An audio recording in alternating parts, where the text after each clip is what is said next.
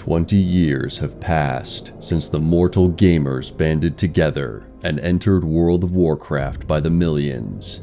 Though expansions have come and gone, the love and appreciation for classic WoW has remained unbroken. The drums of war thunder once again. It's hard to believe that WoW turns 20 years old today. On November 23rd, 2004, the servers officially launched, and players dialed in to experience Azeroth like never before. This wasn't a top-down strategy game like previous Warcraft games. This was an immersive 3D world where players created their own heroes and went on their own adventures, meeting friends and foes aplenty. You've probably seen a lot of 20th anniversary hype going on right now, and as we cross this major milestone, I'm here to offer my take. Classic World of Warcraft is a masterpiece of a video game, and I think the excitement for the new classic servers just goes to show it. But how does a game from 2004 continue to bring us together, build new memories, and offer an amazing gameplay experience 2 decades later? Let's find out. And with all that being said, let's get right into it.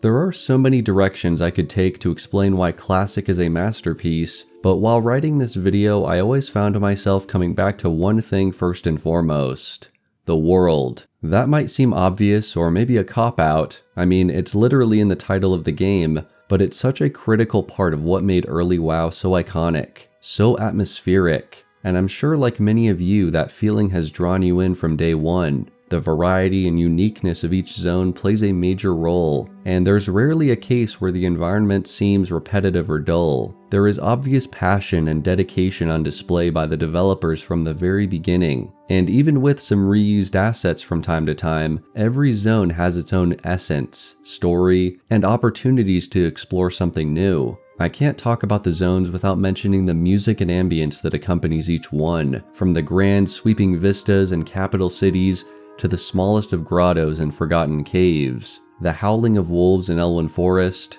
the fierce sandstorms of Tenaris, the haunting themes of Tirisfal Glades, and so much more add nuance to the visuals and feelings you experience while questing. We all have memories associated with the music of Azeroth, but taking a step back from just nostalgia, the music in the zones stand on their own quite well today. Delving into the many dungeons and raids unlocks another layer to this world building, with these instances often serving as microcosms of the external environment, but with even more, or sometimes unexpected details to discover. Entering the Defias hideout to uncover a pirate ship, stepping inside the halls of Morogh and encountering strange glowing crystals, or finding a lush oasis hidden underneath the Barrens are just a couple of the thousands of standout moments and curiosities you might experience on your journey. I need to take a detour to explain just how big of a deal some of this world design was at the time, and frankly how ahead of its time the game was as a payoff for its lengthy development.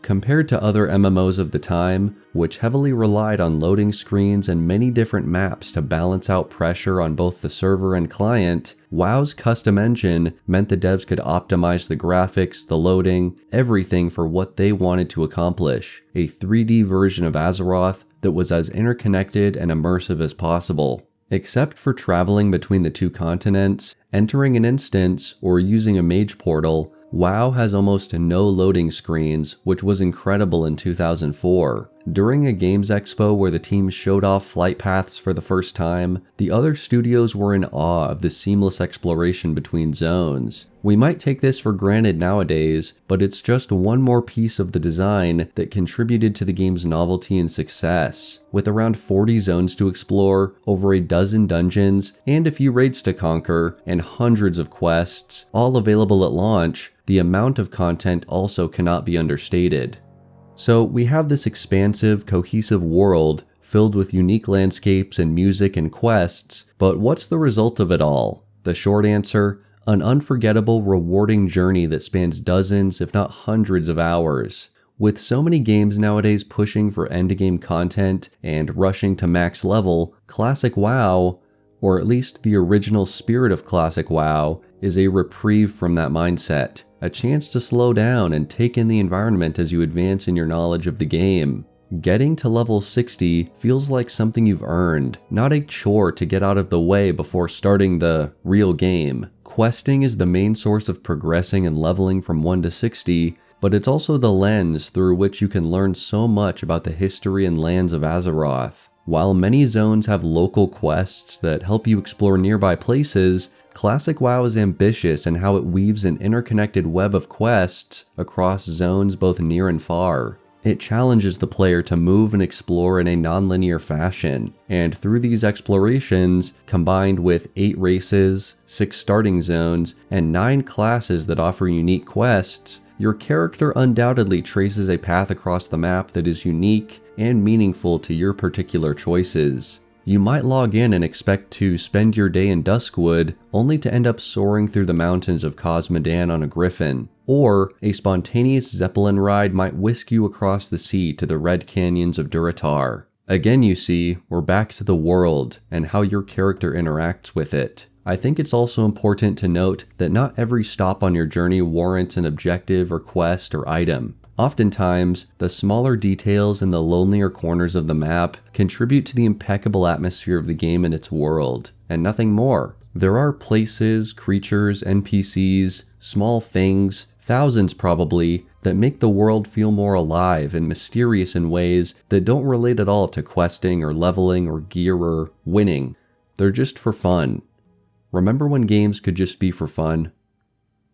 I could talk about all the awards WoW won when it came out, or how many players or guilds or raiders the game had, but that's not what makes it a masterpiece, at least not in my opinion. It's the game itself, and the meaning and experiences we can draw from it. Video games as a form of art is an idea that's become more popular recently, and I think we can look at WoW through this lens as well. Artists designed the textures in the map, writers made the quests and the stories that still resonate with us today, and developers helped code the whole thing so it could be displayed in this dynamic 3D space to millions around the world.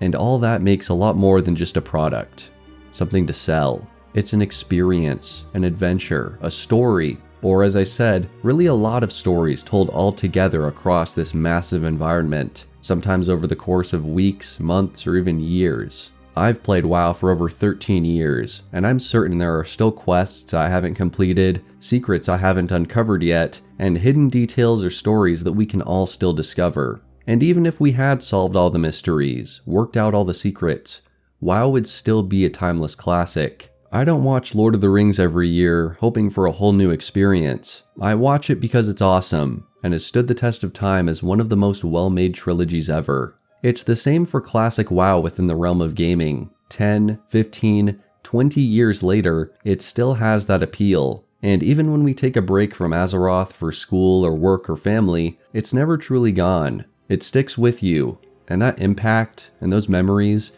and the appreciation you get for what Blizzard created back then are what make classic WoW a true masterpiece. And of course, this is all said without even mentioning professions or PvP or gear or bosses or any of the other dozens of features in the game that add even more dimensions and ways to play. I'm an explorer, a lore guy, a finder of secrets, and I figured for this video I'd stick with my experiences within the game. With so much hype around Classic 2019, and again with the Classic Anniversary Edition happening right now, it's plain to see there is still an audience for this type of MMO, a pillar in gaming history that pushed the limits of what was possible and still draws in new fans to this day with its methodical pace, vibrant world, and unforgettable quirks and features. Thank you all so much for watching. This video kicks off a new series I'm producing for the holidays called the Season of Snowbound Stories. I hope you enjoy, so stay tuned. Stay warm, and until next time, may the Force be with you.